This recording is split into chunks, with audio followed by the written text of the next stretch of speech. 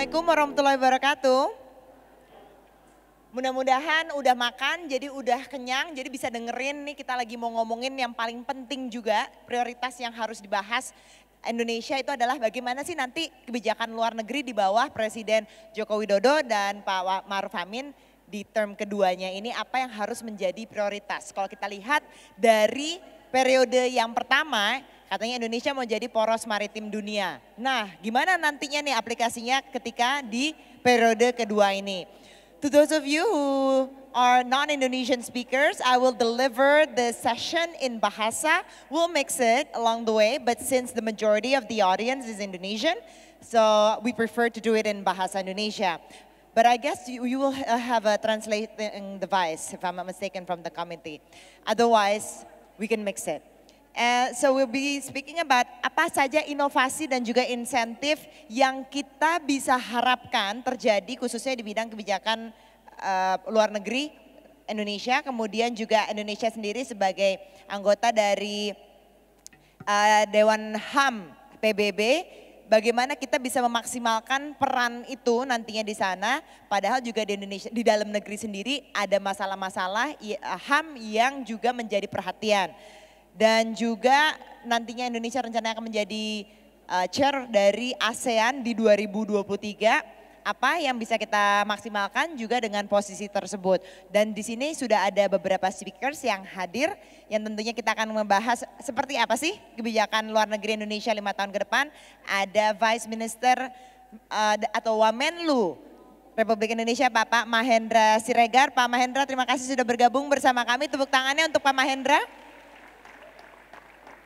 Ada juga member of Board of Trustees Indonesian Society of International Law, atau kalau saya bilangnya narasumber favorit, selebriti ahli hukum internasional Prof. Hikmahanto Juwana. Tepuk tangannya buat Prof. Hikmah. Professor of International Politics dari Universitas Pelita Harapan. Ini dosen saya dulu, Profesor Alexius Jumadu. Oh, ini anak-anak PH ya semua di sini. Coba anak-anak PH, tangannya oh banyak, bau masa ternyata Pak Alex. Ada Ibu Dina Wisnu, Associate Professor in International Relation, Political Economics dari BINUS University. Ibu Dina, oh anak BINUS, ini anak-anak BINUS juga di sini. Ada anak BINUS, ada anak PH, anak UI ada juga nggak? Oke, dan ada senior, super senior di jurnalistik. Ada senior editor dari Jakarta Post, Bang Cornelius Purba. Bang Cornelius, terima kasih udah bergabung bersama kami. Saya mau ke Pak Wamen dulu nih. Pak Wamen, ini kayaknya ada tugas khusus katanya waktu itu yang diberikan kepada Bapak ketika dipilih jadi Wamenlu. Sebenarnya yang jadi prioritas dan yang kritikal banget harus dilakukan itu apa sih Pak? Yang diminta Bapak ini harus fokus banget di situ. Itu apa? Teman-teman terima kasih atas pertanyaan ini dan tentu undangan kepada kami. Yang utama adalah pada saat ini tentu kita tahu kondisi ekonomi global dapat dikatakan penuh tantangan. Bahkan ada yang menganggap penuh ketidakpastian. Nah, dalam konteks seperti itu tentu menjadi sangat penting bagi Indonesia bukan saja tetap bisa menjaga pertumbuhan, stabilitas, dan tentu mencapai tujuan nasionalnya, tetapi juga malah bisa berperan lebih besar lagi. Sekalipun dalam konteks yang penuh tantangan tadi. Atau kalau dibalik, justru pada saat dunia penuh tantangan seperti itu, bagaimana Indonesia bisa berperan sehingga baik dari segi kebutuhan, kepentingan nasional bisa terjaga untuk pencapaiannya, tapi di lain pihak peran, kontribusi, dan posisinya menjadi semakin penting. Saya rasa dalam uraian yang singkat adalah seperti itu, di mana kami ditugaskan oleh Bapak Presiden untuk mencapai atau mendukung pencapaian dari upaya tadi itu. Pak Mahendra, Bapak kan sebelumnya di Dubes di Amerika Serikat gitu kan. Sebenarnya kalau kita boleh jujur, posisinya Indonesia tuh sebenarnya gimana sih Pak sekarang ini dengan adanya the rise of China, kemudian juga ada pergolakan di Korea, di semenanjung Korea. Sebenarnya Indonesia sendiri tuh global positioningnya tuh seperti apa kalau dari kacamatanya waktu Bapak di sana? Kalau seperti kita tahu, konstitusi kita memposisikan Indonesia dalam politik luar negeri yang bebas aktif.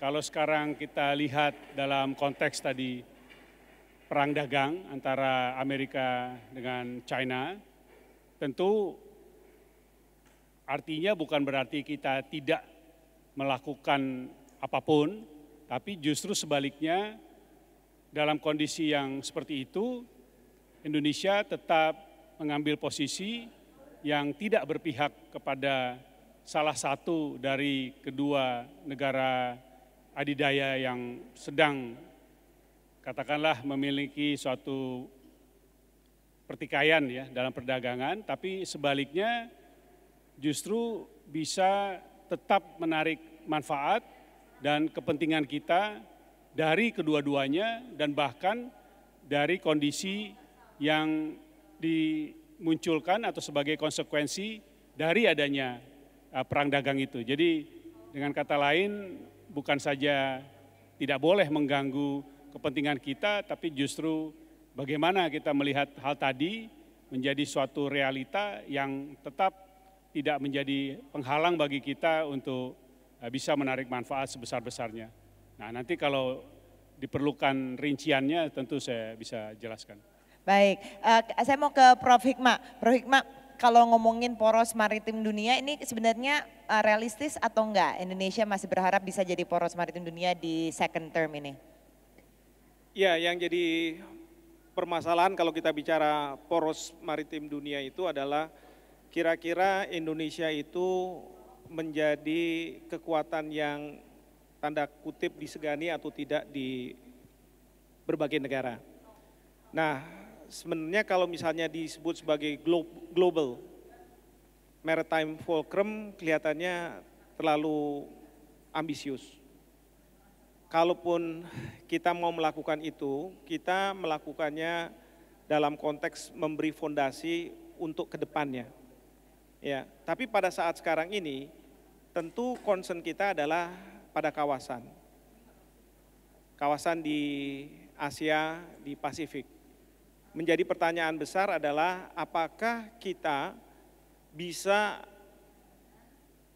berada di posisi yang kuat ketika negara-negara punya konflik satu dan lain, khususnya misalnya di Laut Cina Selatan. Posisi kuat ini bukan berarti kita harus mempunyai kekuatan militer yang sangat tangguh. Tetapi posisi kuat dalam konteks bahwa kita bisa memunculkan ide-ide baru, bagaimana menangani konflik-konflik yang sudah semakin tegang untuk kemudian diredam. Nah ini yang menurut saya tugas dari Kementerian Luar Negeri, di mana salah satunya di sini ada Pak Mahendra, untuk memikirkan bagaimana Indonesia, tidak hanya Indonesia saja, bisa mengajak negara-negara ASEAN, lalu negara-negara di kawasan untuk bisa mempunyai persepsi yang sama bahwa kalau kita bicara soal perang, tentu harus kita tinggalkan.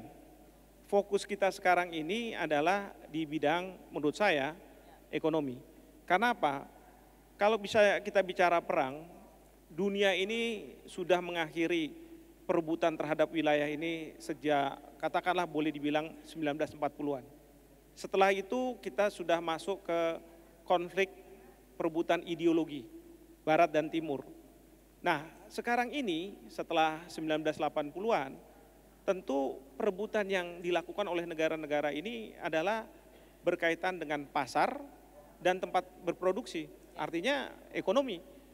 Sekarang bagaimana kita bisa fokus untuk bisa memberikan kesejahteraan katakanlah di kawasan berdasarkan maritime fulcrum ini. Memang kemarin kelihatan bahwa Indonesia sangat selfish dalam artian bahwa kita akan menegakkan kedaulatan kita. Tapi itu kita butuhkan ya dalam rangka kita atau negara-negara menghormati kita sebagai sebuah negara yang harus disegani. Nah, tindakan lanjutan dari ini tentu adalah bagaimana Indonesia bisa mengajak negara-negara lain untuk saling menghormati tetapi memberikan kontribusi yang signifikan bagi kesejahteraan di kawasan. Kira-kira itu yang menjadi kesejahteraan ekonomi. Karena ini yang menurut saya poin penting yang juga digarisbawahi oleh Presiden, yaitu yang disebut sebagai economic diplomacy. Oke, economic diplomacy Mbak Dina. Kalau kita membahas soal ini dan Indonesia harus ngambil kesempatannya, menurut Mbak Dina sendiri kita tuh udah telat atau belum? Karena kalau dikatakan justru Vietnam sekarang yang dapat imbasnya dari trade war itu. Udah telat atau belum dan gimana kita catch up-nya dalam 5 tahun ke depan?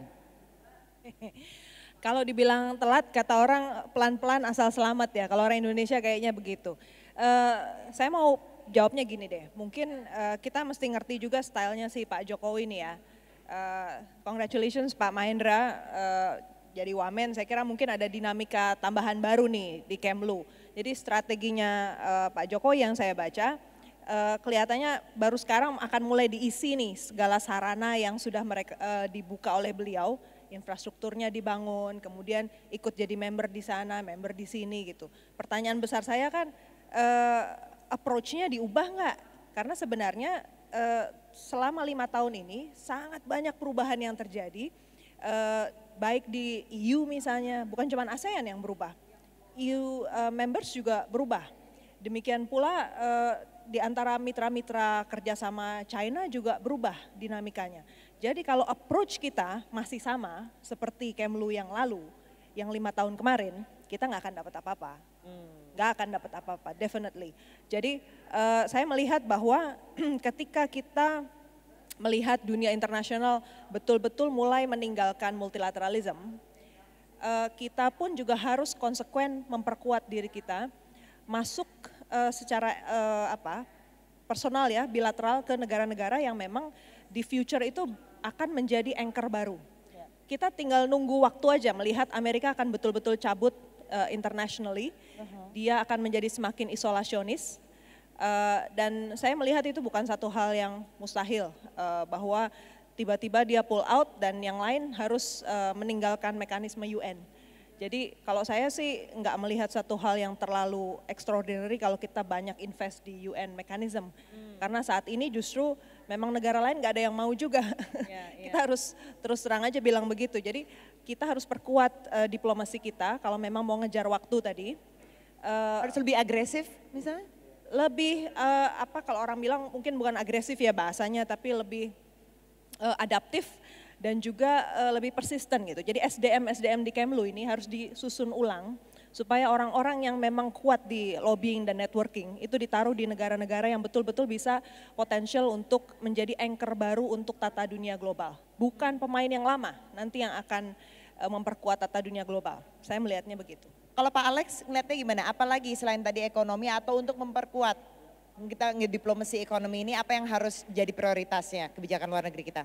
Ya, saya melihat diplomasi ekonomi itu sebagai suatu hal yang tepat untuk dilakukan. Bertolak dari prinsip bahwa diplomasi itu basisnya kekuatan material. Ya. Diplomasi itu akan punya efek kalau kita kuat secara internal. Karena itu pilihan diplomasi ekonomi itu sangat tepat, timely. Tapi satu hal sebetulnya yang saya ingin bahas di sini, apakah setting kelembagaan Kemlu kita itu fit into that priority, ya kan?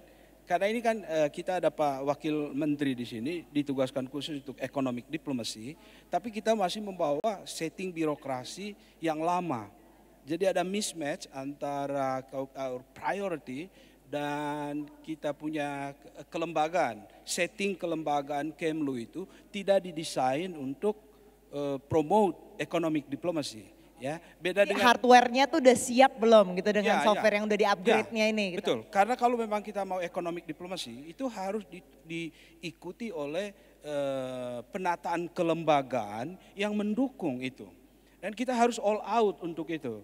Tapi kalau kita lihat setting kelembagaan Kemlu saat ini, itu mix antara geographical consideration, pertimbangan geografis ya, ada Aspasaf, ada Amerop ya, tapi juga ada multilateral. So kombinasi itu tidak harusnya gimana? Ya. Harusnya kalau menurut Bapak? Kalau memang diplomasi ekonomi itu menjadi prioritas, saya tadi berharap bahwa setting kelembagaan ini juga diatur untuk mendukung itu secara penuh. Karena ini bukan tugas yang main-main untuk kita lakukan, dan tantangan yang kita hadapi juga bukan tantangan yang ringan.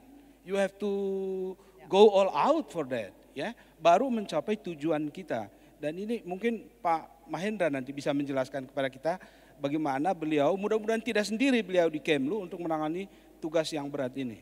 Baik, kalau ke Bang Kornel, ada Pak Maruf sekarang di periode kedua ini. Peran dari Pak Maruf yang bisa dimaksimalin ya Pak? Kalau Pak JK kan dulu aktif banget soal peaceful negotiation, etc. Tapi kalau Pak Maruf sendiri sebenarnya yang bisa diutilize apa? Mohon maaf saya berdiri, saya udah tua agak sakit dulu lama. Saya seperti pendeta dulu sebentar, I'm sorry. Tadi pagi was really shocked with the young audience. Because I came from the Jakarta Post. Berbahagialah mereka yang berlangganan Jakarta Post dan tidak membaca gratisan. Karena saya pikir sampai tadi pagi, foreign policy adalah bidangnya orang-orang tua. But I'm very proud of you, come, oh thank you for subscribing, but you pay right, not free. Artinya, anak-anak muda ini ternyata sangat antusias dengan foreign policy. In July, I wrote a very simple column. Sebelum menjawab Pak Maruf, because I have no capacity to talk about Pak Maruf actually Mbak. I wrote Indonesia needs powerful foreign minister. Dan orang-orang Kemlu WA saya, Pak Cornelis ada motivasi apa? Theory of conspiracy. Kemudian nama Pak Mahendra agak saya sebut, saya katakan that's part of my monthly salary. Tidak ada latar belakang apapun, but because Pak Jokowi is very inward looking. That's why he needs a powerful foreign minister. Ibu Retno is perfect. But maybe just in case, that's what I propose. Sekarang begini, Mbak Andini agak melompat saya. Suaranya pecah ya? Suaranya kencang di sini tapi di sana kedengeran kan? Satu menurut saya, kalau Pak mohon maaf, saya tidak bisa jawab. Saya ini 10 tahun orang nomor 2 di Jakarta Post. Orang nomor 2 itu very close to power but has no power at all. So I don't know what to answer to the question. Tapi untuk Pak Jokowi itu aman memilih orang tua, tidak akan mengkudeta dia at the end. Tapi kalau boleh saya tadi ambil teks yang lain Mbak Andini. Prioritas ini inward looking presiden, Pak Jokowi ini. Pak Jokowi pernah bicara dengan saya, Pak Cornelius, I'm not interested about global audience whatever. Actually in the Pacific Forum Pak Jokowi not interested. Apa yang dia mau? Bertemu Xi Jinping akan membawa uang $5 juta at least within 6 months. Yang saya usulkan sini Mbak Nini, karena ada tadi bahan pertanyaan itu, bahwa Indonesia harus dengan Pak Ma'ruf bisa di sini menyelesaikan masalah Rohingya. Not because just Muslims, tetapi itu very big threat to regional and global security. Indonesia member of UN Security Council harus menggunakan ini untuk mengangkat masalah Rohingya. Tapi saya tidak percaya, never corner Myanmar. Myanmar punya sejarah panjang mengisolasi dirinya sendiri. Kalau FPI atau yang lain menggertak-gertak, dia tutup dirinya sendiri, dia tidak masalah. Harus ada constructive engagement. Saya kira di sini nanti peran Pak Wakil Presiden. Yang kedua, saya tadi tanyakan juga US trade, the question was not raised to me. Kalau saya berbeda, kalau perang dagang berlangsung terus-menerus Amerika Cina, yang menderita itulah China, not US. US, Donald Trump will lose his seat, but Xi Jinping national political stability. Tapi Indonesia has problem with China. Just to be honest, we are hostile against China. Kita curiga kepada China. Jadi sekali lagi untuk menjawab pertanyaan Mbak Andini, moderator sudah gelisah, yang saya tanya A, jawabnya B. Tapi sekali lagi, masalah Rohingya saya kira bisa jadi platformnya Bapak Wakil Presiden.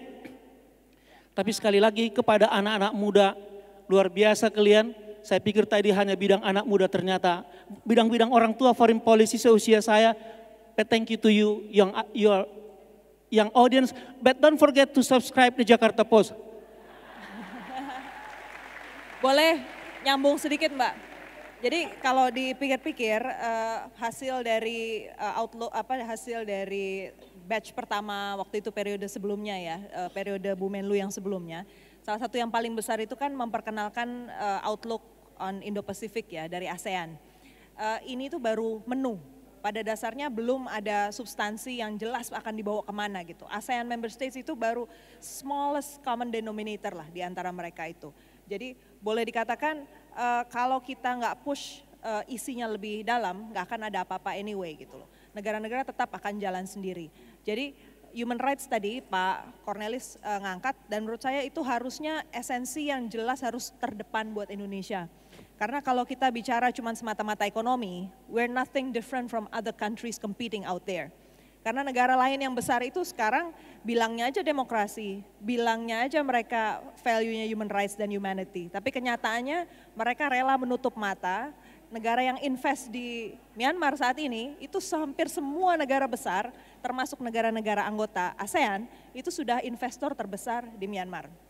Dan kita diam saja, itu otomatis ini akan jalan terus, dianggap sebagai satu hal yang normal. Dan ke depan apakah itu tidak akan direplicate? Saya kira justru ini akan jadi satu contoh bisa direplicate di wilayah lain seperti misalnya Afrika. Jadi kita susah-susah masuk ke Afrika, eventually bayangan saya itu justru nanti akan muncul. Jadi kesenjangan kapitalisme yang selama ini kita saksikan itu hasilnya ini pengabaian kelompok-kelompok yang termarginalisasi. Jadi kalau kita mau konsisten Indonesia, jangan cuma ekonomi yang kita genjot, tapi value-nya itu yang membedakan Indonesia dari negara-negara lain. Nah, tapi Prof Hik mungkin nggak tuh, karena di Indonesia sendiri masalah internalnya juga sebenarnya banyak. Dan itu menjadi komplain, kok soal hak asasi manusia itu tidak disebutkan ketika pidato presiden waktu di DPR. Nah itu jadi gimana kalau kita mau maju dengan oke, kita mikirin ekonomi tapi juga kita ngemajuin kita punya value yang kita menghargai hak asasi manusia. Tapi sementara di dalam negeri pun juga banyak masalah. Posisinya lebih sulit dong buat kita. Ya ini yang tentu berat siapapun yang jadi presiden pada saat sekarang ini mengkontekskan dengan kondisi yang ada di dalam negeri dengan yang ada di luar negeri. Di dalam negeri kita punya sejumlah katakanlah tantangan yang harus dihadapi oleh presiden, mulai masalah hak asasi manusia, masalah penegakan hukum, masalah konsistensi antara pemerintah pusat dengan pemerintah daerah, ya kan? Sementara di sisi lain kita ingin seperti Ibu Dina sampaikan bahwa ingin menyampaikan values yang baik, yang positif dari perspektif kita untuk di-share ke negara-negara lain. Tapi Bapak Presiden juga punya masalah karena pada saat sekarang ini tantangan yang di hadapan kita itu adalah masalah yang berkaitan dengan ekonomi. Karena orang sudah berbicara tentang ekonomi sudah mulai menurun, lalu kemudian juga kita menghadapi tantangan di bidang ekonomi. Maka Bapak Presiden bilang bahwa kalau bisa jangan impor-impor terus, tetapi juga harus ekspor. Nah, kalau kita bicara diplomasi ekonomi, tentu tidak hanya Kementerian Luar Negeri, tapi kementerian-kementerian lain. Pertanyaannya adalah koordinasi dengan kementerian-kementerian lain. Kementerian Luar Negeri hanya merupakan bagian, dan perlu diingat bahwa perwakilan kita di luar negeri bukan perwakilan Kementerian Luar Negeri, tetapi perwakilan Indonesia. Nah sekarang pertanyaannya adalah bagaimana memformulasikan kepentingan ekonomi kita untuk kemudian dimunculkan ke luar negeri, tetapi seperti tadi Ibu Dina katakan perlu juga diikuti dengan values. Ya. Nah pertanyaan kita, values itu tentu harus konsisten dengan apa yang ada di dalam negeri. Ya, kalau misalnya saya ambil contoh Amerika Serikat dengan Foreign Practices Corrupt Act, mereka bisa mengatakan bahwa saya penting nih ekonomi, tapi saya minta bahwa perusahaan-perusahaan Amerika Serikat tidak melakukan korupsi. Nah, kalau misalnya itu values yang sama ingin kita sampaikan juga ke berbagai dunia ketika kita berinvestasi dan lain sebagainya, pertanyaan kita adalah apakah di Indonesia kita bisa menyelesaikan masalah-masalah korupsi? Karena setiap hari kita baca koran, maka isu korupsi pasti muncul. Jadi jangan sampai juga kita tidak konsisten dengan apa yang kita ingin preach, katakanlah gitu, atau kita ingin sampaikan ke masyarakat dunia. Tapi kembali lagi, pada saat sekarang ini menurut saya, bukan saya hendak berbeda pendapat dengan Ibu Dina, tapi masalah ekonomi merupakan masalah yang penting untuk ditangani, ya, dan diplomasi ekonomi ini sangat-sangat urgent. Saya berharap misalnya, saya tidak tahu nanti Pak Mahendra tentu bisa memformulasikan, kalau Jepang itu punya 2 perwakilan, satu kedutaan besar, satunya adalah Japan External Trade Organization. Nah, kalau misalnya Indonesia bisa punya hal yang sama, meskipun masih mungkin dalam within kedutaan besar Republik Indonesia, merupakan hal yang baik. Artinya para katakanlah pelaku usaha kita bisa melihat pasar baru, banyak yang bicara di Afrika dan lain sebagainya, untuk kemudian bisa dimasuki, sehingga dengan pasar yang baru ini akan creating jobs di Indonesia. Nah, itu hal yang mungkin jadi penting bagi. Jadi lebih branch out lah gitu ke fungsinya perwakilan Indonesia di sana. Gimana Pak Mahendra? Mungkin seperti itu. Kalau bisa mundur sedikit, masuk lagi ke pemahaman mengenai diplomasi ekonomi, intinya adalah politik luar negeri kita yang sebenarnya kuat, baik secara nasional maupun bagian yang dicerminkan dari ASEAN, sekarang harus menjadi leverage bagi langkah-langkah mencapai kepentingan ekonomi. Sebenarnya itu, jadi bukan politik luar negeri yang semata-mata berjalan sendiri, lalu nanti ada aktivitas ekonomi yang juga berjalan sendiri, tapi justru bagaimana menjadikan politik luar negeri dan hubungan yang begitu baik dengan banyak pihak itu menjadi leverage untuk kepentingan ekonomi kita. Contoh untuk Indo-Pacific Outlook, itu suatu platform untuk negara-negara yang berada di kawasan ini antara Samudra India dengan Samudra Pasifik berinteraksi satu dengan yang lain.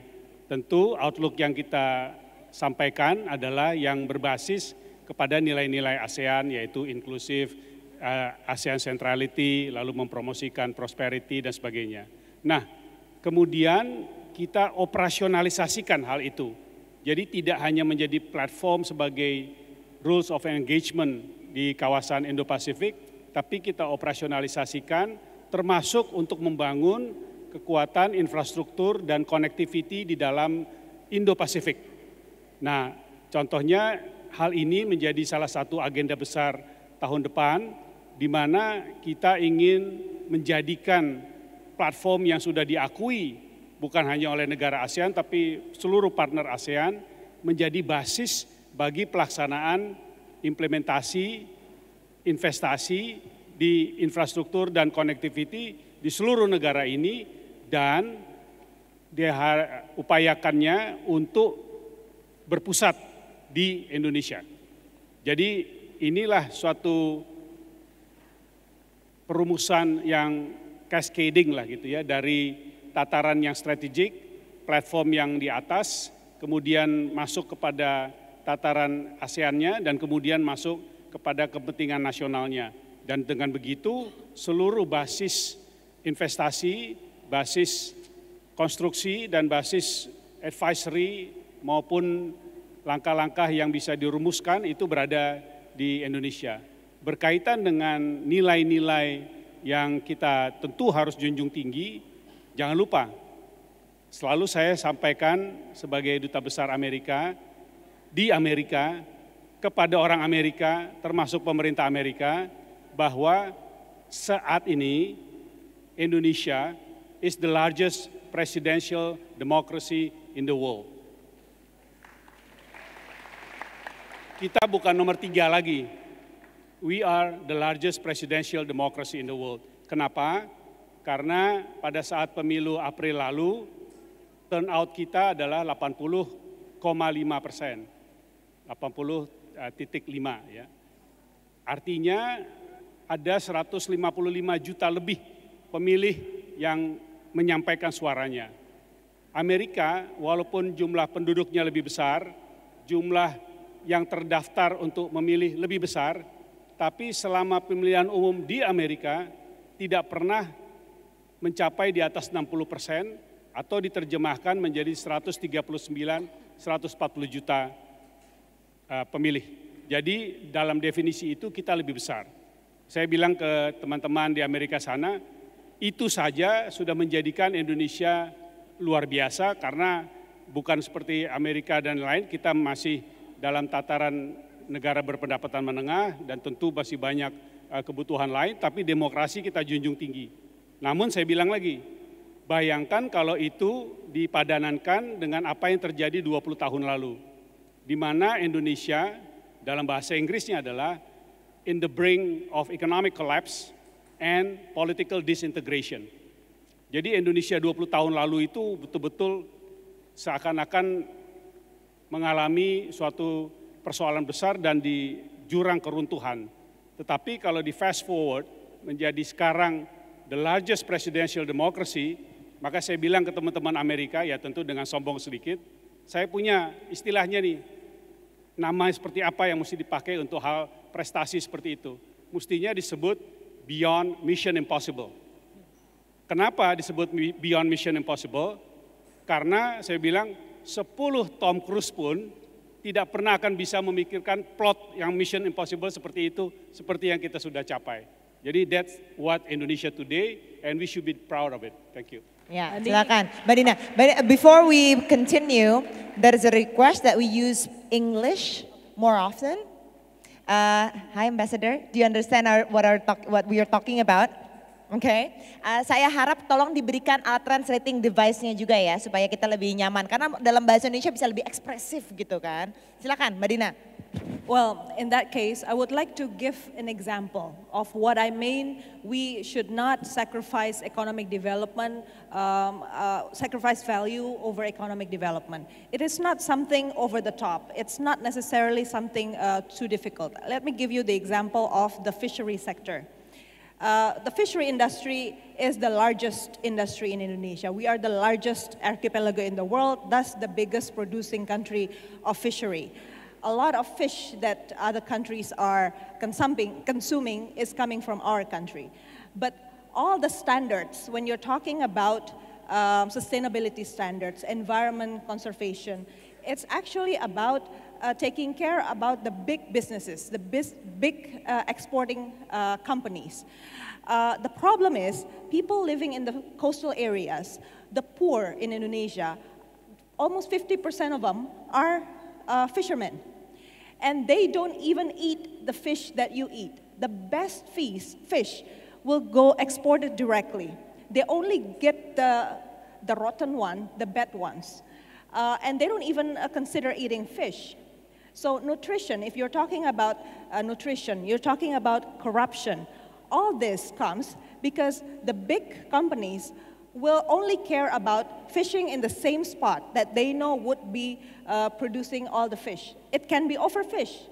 But then when you are applying certification, the way that the European Union and the US, I'm sorry to mention some countries, just for an example, applying to the world, the case is the one who would get the least benefit will be the poor again. So Indonesia should change the discourse, making a new narrative about sustainability. We are talking about feeding the world, and it's not the big companies feeding the world. It's the fishermen feeding the world. So you have to take care about, when you take care about traceability, you're talking about sustainability, you should take care of the small fishery. Unless they can feed their family and live prosperously, then we are not talking about being fair in the world. That's what Indonesia should lead. Jadi maksudnya kita benahi dulu yang di dalam negeri, but at the same time paralel kita juga punya politik diplomasi ekonomi yang menguntungkan juga Indonesia Karena saling globally. terkait. Kalau angle-nya kita bicaranya ikut dengan lagu-lagu di barat, pada akhirnya yang benefit selalu big companies. Oke, Prof, silakan. Now, do we have that kind of luxury? Do we have that kind of luxury in discussing this issue? You know, trying to get something good to the world, but we have a problem in our own, and then we have this economic challenge. Because within the 5 years times of Pak Jokowi, it's not much, you know, the time is not that long. We have to do a lot of things, yeah, but at the same time, do we have that kind of luxury? Which I don't think so, That Time is limited. Yeah, time is limited, one. No, because we are Secondly- competing with the big companies. You know, Excuse me? we are competing with big companies, and Indonesia is still eager It's to not- just invest. It's not with that we are competing with the big companies, but we're also competing with big countries. Now, if you look at the U.S., does the U.S. have the same kind of foreign policy that they used to under President Trump? Ya, karena kalau menurut saya perang dagang, it is because the U.S. says that, look, we don't care about WTO. We don't care about rules anymore. As long as we can have our people jobs. Yeah. As long as companies are coming back to the U.S. Kalau misalnya kita dalam konteks sekarang di Indonesia, kita harus berpikir hal yang positif, katakanlah begitu. Sementara negara-negara lain dalam situasi yang seperti ini, apakah kita punya kemewahan untuk... We're not even doing what Vietnam is doing or what Thailand is doing. That's what I'm saying. If Okay. we're not Vietnam even and aggressive Thailand- enough to invest like they do. Pak Alex, you want to say something, please? Okay, my observation is that we are not going to see that under Pak Jokowi, Indonesia would go the extra mile to take care about the issue of democracy, of human rights, just because of the primacy of economic diplomacy. We are going to see that our foreign policy is going to be very pragmatic in the sense that how to make our economic diplomacy successful. We are not going to give another priority to the issue of democracy and human rights. If you watch the speech of the president when he was inaugurated, there is no mention of human rights or democracy in foreign policy. And it is understandable because at the moment we give so much emphasis on how can we benefit from our interactions with China, the United States, for the sake of domestic agenda of the president. And the president himself is not a foreign policy president. And he's not going to project himself as an international statesman, but as a domestic reformer. And he's going to use his foreign policy as an instrument to make his domestic agenda successful. And he's going to leave that legacy after he finishes his second term. Pak Kornel? Saya pernah menjadi editor ketiga dua bapak dan ibu ini. Dan ilmuwan itu kalau bicara sama lain kadang-kadang jadi nggak mengerti sendiri apa yang dipertentangkannya. Just to make it light. Kadang-kadang scholar ini kadang-kadang saking panasnya nggak ngerti lagi apa yang dipertentang. Yang penting bertentangan. As an editor. I have very tragic experience with Thai Prime Minister Prayut talking about values. I wrote last year, don't let Prime Minister Prayut to chair ASEAN. Karena based on the values of ASEAN, democracy, he's a coup leader. And you know what he responded? Who is Cornelius Purba? I say, saya opung seorang cucu. I mean, the value. Just last month, Prime Minister Hun Sen was very angry again to me. Because I said, this time we have to help Cambodia.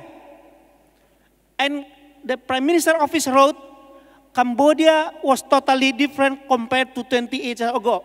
28 years ago, of course, much worse now. But again, about the value, Indonesia, I think, Pak, Professor Hikmahanto always attracted my attention, has the obligation now to quote unquote, to preach about the value of democracy to ASEAN. When other countries say, what happened with yourself? Bahkan Pak Kiai, Pak Pendeta pun bisa kita tanya, memang lu gak berdosa kok bahin gue? Still Indonesia has the role. Tetapi on the economic diplomacy, I agree with Profesor Hikmahanto, supaya Pak Profesor jangan menghantam saya, at the end, depends on domestic economy. Pak Mahendra, one of the most brilliant diplomat we have. Not because he's Batak, I'm Batak. When I wrote my column, I have 3 questions. Karena sama-sama Batak ya Pak ya. Saya bilang Pak Mahendra tidak kenal saya sama sekali. Oh Batak di rupanya saya, I don't know. But I respected him, career diplomat, former Deputy Finance Minister, former Deputy Trade Minister. So I think he's capable. Nothing to do with Batak, Siregar, and Purba. Tetapi sekali lagi economic diplomasi is not that simple. Pak Jokowi just attended the Commonwealth Summit of South Korea and ASEAN. I think CPA, Comprehensive Economic Partnership Agreement. I talked with South Korean diplomats. Also, I talk with Vietnam diplomats. Not Vietnam, I'm lying to you. Singaporean diplomats. President Moon promised to Pak Jokowi will bring billions of dollars to Indonesia. But Hyundai, Samsung said, Mr. President Moon, Vietnam is much more lucrative. At the end, market decides. Sejenius apapun diplomatnya itu, no matter how many thousand MOU you sign or letter of intent, if market does not accept it, you are finished, man. Jadi sekali lagi, saya kira domestic economy is very important. But how can we develop? Sedikit-sedikit, thousands of Chinese workers in Indonesia. Sedikit-sedikit, hundreds of Chinese. You know almost 1 million Indonesian illegal workers in Malaysia. You remember that? Menghadapi ini Indonesia, kunci ekonominya di dalam negeri. Pak Mahendra adalah seorang diplomat yang luar biasa ulung. Tapi kalau di Jawa Tengah gubernurnya tidak memperbaiki, apa Pak Mahendra bisa lakukan? Sekali lagi Ibu Dina, saya setuju Ibu Dina, jangan dibantah dulu saya. Value itu penting.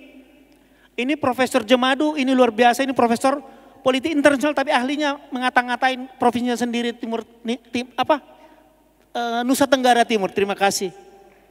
Mbak Andini, I think it goes back to the first question. You know, before we come to the stage, we all get some pointers of the questions. And the very first question that was asked is about whether Joko Widodo is going to be more outward looking than his previous administration. The answer is most likely not, because 2024 is the ticking time that I'm sure Pak Hikmahanto is talking about that time. Because 2024 will be an epic election. Everybody is out for running. There's nobody who is a clear winner at this point. I'm sure this master, Pak Jokowi is this master of managing the coalition, will pay more attention to that rather than his foreign policy. You know, when we are discussing about economic diplomacy, what I have in mind is not inviting investors from various countries to come to Indonesia. We are not like in Suharto era any longer. We have democracy here. We have, of course, challenges here in Indonesia. But what I'm thinking is, what if we have our entrepreneurs, pelaku usaha, very strong. And then with the assistance of our embassies around the world, they try to identify which country is a market that the entrepreneurs need to penetrate. I think this is very important. Jadi menurut saya selama ini mindset kita kalau kita bicara diplomasi ekonomi, mohon maaf termasuk Bapak Presiden, selalu mengatakan bahwa bagaimana kita bisa membawa investor datang ke Indonesia. We are competing with Vietnam, we are competing with Thailand, ya kan? Democracy is good for Indonesia. Tetapi with that democracy, inconsistencies between the central government and the local government, we have that kind of issues. Ya, tapi sekarang bagaimana kita bisa menguatkan para pelaku-pelaku usaha di Indonesia ini untuk kemudian mereka mau keluar, dan saya rasa sudah banyak, ya kan, sudah banyak pelaku-pelaku usaha yang mempunyai kapabilitas untuk dia bisa melakukan ekspor, dan ini yang diharapkan. Dan saya berharap tidak hanya katakanlah tadi Kementerian Luar Negeri yang bergerak, tapi kementerian-kementerian lain memang harus kemudian dikomandoi oleh Kementerian Luar Negeri, dan kemudian nanti akan dijalankan oleh perwakilan-perwakilan kita di berbagai negara. So let's ask Pak Mahendra then, like how's the coordination now? You've been in other ministries juga gitu kan, and then now you're in foreign ministry. Ada ekspektasinya adalah you can mobilize all of this other ministries in order to pursue our dream untuk lebih diplomasi ekonomi kita itu. So how's the coordination now? Kalau dari segi struktur memang kita sedang melihat opsi untuk suatu restrukturisasi organisasi. Tetapi kalau dari segi koordinasi yang mudahnya begini, saya yang ditugaskan untuk mendorong ekonomi diplomasi, koordinasinya itu adalah ke Menko Perekonomian dan Menko Maritim dan Investasi. Sedangkan Ibu Menlu tentu juga mencakup kedua Menko tadi, tapi sebagian besar di bawah Menko Polhukam. Dan tentu ya langsung di bawah Presiden dan untuk beberapa hal utama terkait dengan foreign policy. Itu satu ya. Nah kedua yang saya ingin sampaikan juga menyambung yang Prof. Hikmahanto tadi sampaikan, yang kita harus dorong, walaupun kita ingin juga mendorong suatu industri lebih besar dan lebih maju 4.0 dan menjadi bagian dari global value chain, tapi yang kita juga harus tekankan adalah industri dan perusahaan maupun sektor yang kita sudah kuat sekarang tapi bisa lebih kuat lagi justru karena ada trade war. Jadi industri yang kelihatannya konvensional, tekstil, garment, footwear, rubber goods, lalu electronics atau home appliance, lalu furniture, itu luar biasa potensinya sekarang justru karena ada trade war. Dan kita sudah kuat di sana, tetapi bisa jauh lebih kuat lagi daripada itu. Dan ini yang kita lakukan bukan hanya koordinasi di kementerian lembaga, tapi bahkan dengan seluruh perusahaan, entrepreneur, Kadin, asosiasi dan sebagainya. Terakhir yang ingin saya sampaikan ke adik-adik teman-teman yang masih belajar, ada suatu disruption besar terhadap foreign policy di dunia ini. Kalau di waktu yang lalu saat mungkin yang generasi, yang nggak semua, ini umurnya lain-lain, yang di sini masih bersekolah, ada phrase yang mengatakan, politics stop at the edge of the water. Jadi artinya politik dalam negeri atau politik konstituen itu tidak keluar dari perbatasan negara. Karena kalau keluar itu menjadi foreign policy. Sekarang batasan itu sudah tidak ada lagi. Jadi apa itu politik dalam negeri, kepentingan antar partai, kepentingan yang ingin didorong untuk internal, itu juga direpresentasikan di luar. Dan sebaliknya, foreign policy juga mencari peluang untuk menarik kepentingan dan popularitas di dalam negeri. Dan itu berlaku untuk seluruh dunia. Silahkan lihatlah. Jadi tidak ada lagi pembagian yang rapih antara foreign policy, national policy atau domestic, local, lalu antara multilateral, regional, national, sudah tidak ada lagi. Everything is integrated or mixed up. Nah, ini yang saya rasa adik-adik yang masih belajar mesti mulai baca buku yang lebih baru. Kalau masih baca bahwa foreign policy di luar, di dalam ada etika yang lain, saya rasa itu bagus masuk dalam mata pelajaran sejarah. Terima kasih. Oke, jadi so the next question is this. Kalau misalnya kita mau lebih eksis gitu di luar, misalnya menarik investor masuk, membawa tadi entrepreneurs keluar, should the president be more exist? Datanglah UN General Assembly, datanglah World Economic Forum misalnya ke Davos. He always miss that opportunity. Should he be more present for the next 5 years? Ya, saya pikir itu sangat penting. Kalau menyambung apa yang dikatakan Pak Mahendra tadi, kita sekarang bukan bicara foreign policy lagi. Kalau mau bicara yang state of the art ya, sekarang orang bicara itu the governance of foreign relations. Dan saya pikir itu lebih tepat untuk negara berkembang. To look serious for country like Indonesia, to have the ambition of playing a political role at the global level, kita masih menata ekonomi. Karena saya pikir itu diplomasi ekonomi itu sangat tepat. Tapi kalau kita lihat best practice pada masa lalu, Jepang setelah hancur Perang Dunia Kedua itu, they didn't talk about economic diplomacy.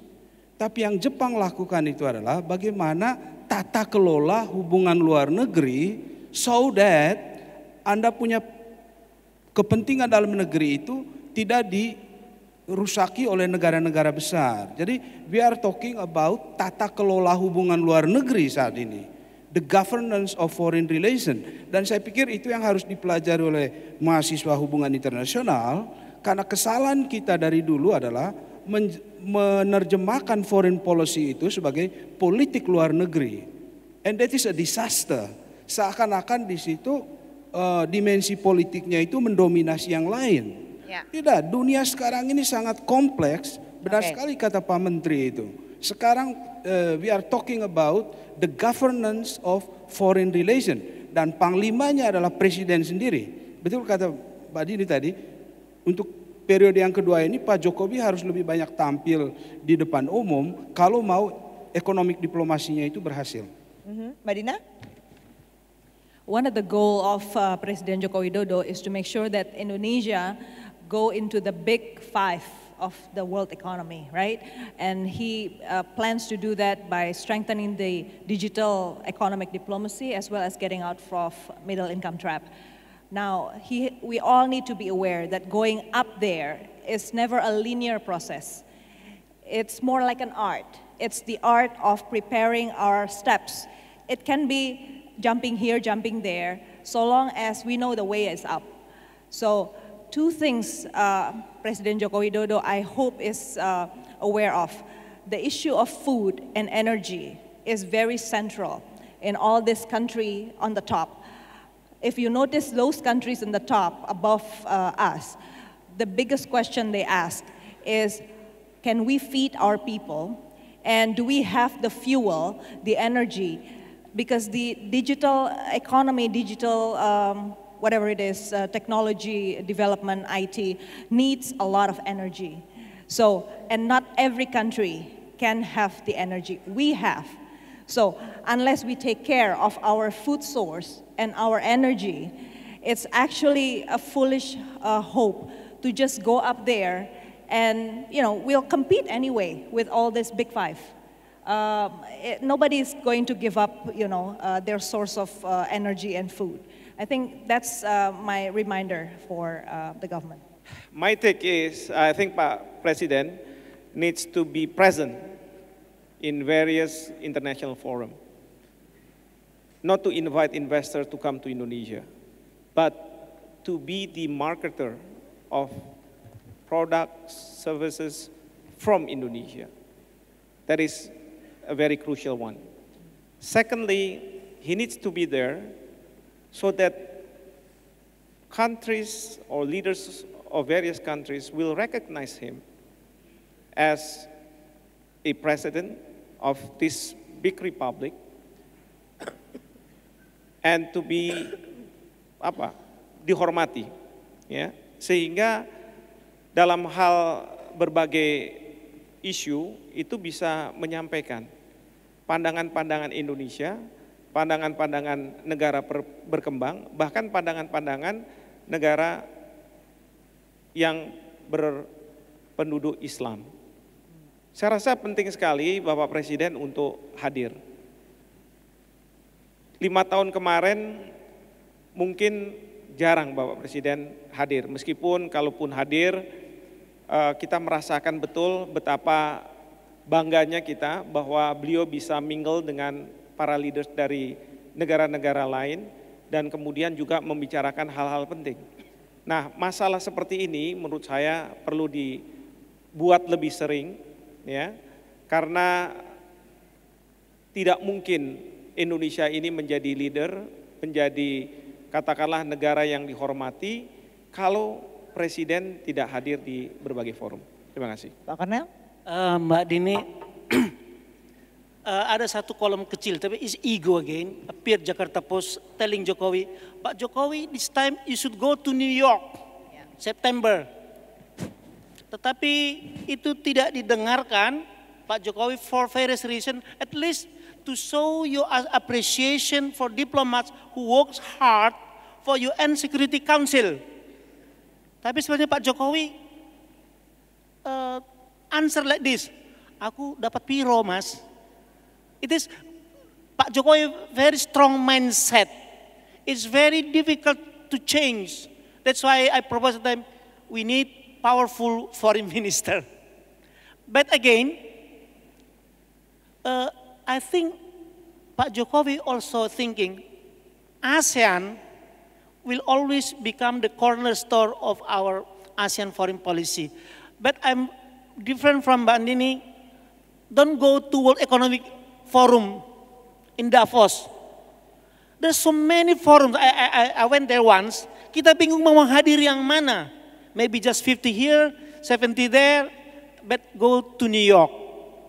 Maybe next year he will come. But again, this morning, Defense Minister Pak Prabowo delivered very recorded though speech here. Pak Prabowo is a statesman delivered as a defense minister. Foreign policy from the perspective of a general. Itu sangat menarik. Selagi anak-anak muda, Pak Mahendra diplomat selalu bilang begini. Diplomats always tell the truth, but of course not the whole truth. Thank you. Okay, so we gotta wrap up soon because we're running out of time. Tapi last question for each of you, dari Pak Alex terlebih dahulu, bisa point nggak kira-kira what would be like the blind spot untuk Indonesian foreign policy in the next 5 years? Kayak misalnya kita awal 90-an kita nggak nyangka tiba-tiba ada financial crisis, right? And then the rise of jihadi, let's say, and then it came to Indonesia at one point. So what will be like something that you can pinpoint that we should be aware of? I think one thing that we need to anticipate in the future is the ramifications of what is going on in the Middle East. Now that Saudi Arabia tends to be more moderate in their policies and also the economic prospect in the Middle East, it could have a political ramification for Indonesia, taking into account the nature of our society. And I think we need to anticipate that because I believe that source of huge conflict in the future will come from the Middle East. And we have to be prepared for that in order to at least to defend who we are today based on all our values and based on our Pancasila. Mbak Dina? I think one issue that has been quite weak, though we already spot all the signs, is the management of transnational crime, combating transnational crime. There are many kinds of transnational crime lately. A lot of it is linked to conflicts that's been happening around us, near us, and yet the countries who are our neighbors still have difficulty sharing information with us to make sure that we can stop transnational crime from penetrating ASEAN region. So I think if Pak Prabowo this morning is saying that we have to be central and strong, show us by working together to combat transnational crime. There are many things from human trafficking to drug trafficking and other illegal goods coming to our region. And its management is still way from what we expect. And maybe Facebook too, that can be a threat, right? Yeah. Okay, Pak Mahendra. The global economic growth this year will be at the max 3% and probably below that. And next year, I don't think it will be better. That means that this is the lowest growth since 2008, 2009, when we had the global financial crisis. While the international trade growth this year is just around 1%, which means even lower than what we had in global financial crisis and the lowest in the last 20 years. And I think while these two rates, the economic growth and the international trade growth this year are very low, I think the next year and the near future would be even lower. So it's not going to be a big bust like a crisis in the past, but it will be a continuing malaise or slowdown for at least another 3 to 5 years. That makes the whole global and political, geoeconomic conditions entering an uncharted territory where growth is so slow, trade is no longer the engine of growth, and people will look inside and become even more nationalist and populist. And this is where we are going to face the international relations and global condition in the future. Now, with that in mind, Indonesia's 5% more, a little bit, growth would be remarkable. And if we can sustain that, it means that not only it's important for our own domestic and national objectives, but in retrospect for the global economic condition, it would strengthen Indonesia's position, Indonesia's effectiveness, and Indonesia's influence in the global condition. So I hope we can anticipate that and would not see that as a surprise when it comes. But this is not a very bright outlook that I share with you, but I better do that now rather than we did not anticipate and then we got surprised and then we lost the momentum of even within the more difficult circumstances and slowdown of the economy of the world. Indonesia still can do a lot and actually would have the better position in contributing to that. Thank you. You know, from the history, we know that the world have been fighting for territories. The world have been fighting for influences. The world have been fighting for market and production base. The future, the world may enter into a fight for data. Yeah. You were saying about Facebook. This is something that I think we all need to be concerned of and be aware of, especially Indonesia, because we have one of the highest population in the world. And data here is very important. Yeah, data is very important. So I think this is something that we need to watch for. If I'm not mistaken, Clinton said, it's all about economics, stupid. Let us pray, according to our religion and faith, that Donald Trump will not be re-elected next year. If hopefully he will be impeached too. Because if he's re-elected, I could not imagine what Pak Mahendra can do against the United States. Unilateral, seenak jidatnya, loves Kim Jong-un dan Presiden Macron. Tapi sekali lagi, I do hope, personally I don't believe Palestine, to be honest, Indonesia can play effective role. Like the old movie say, just a bridge too far. But in Rohingya, today the Jakarta Post mentioned, again promotion of my own company. Print media and struggling, man. Aung San Suu Kyi fans joined tours of genocide trial. Aung San Suu Kyi herself come next month to attend the trial.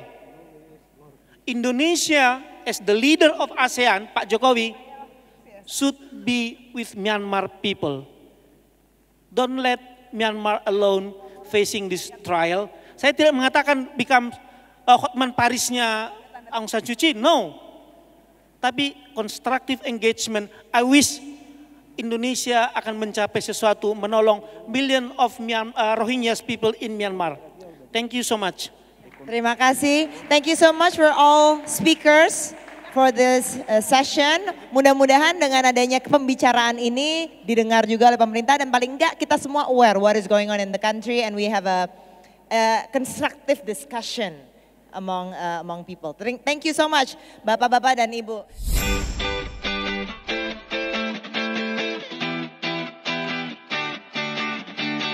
Whoa.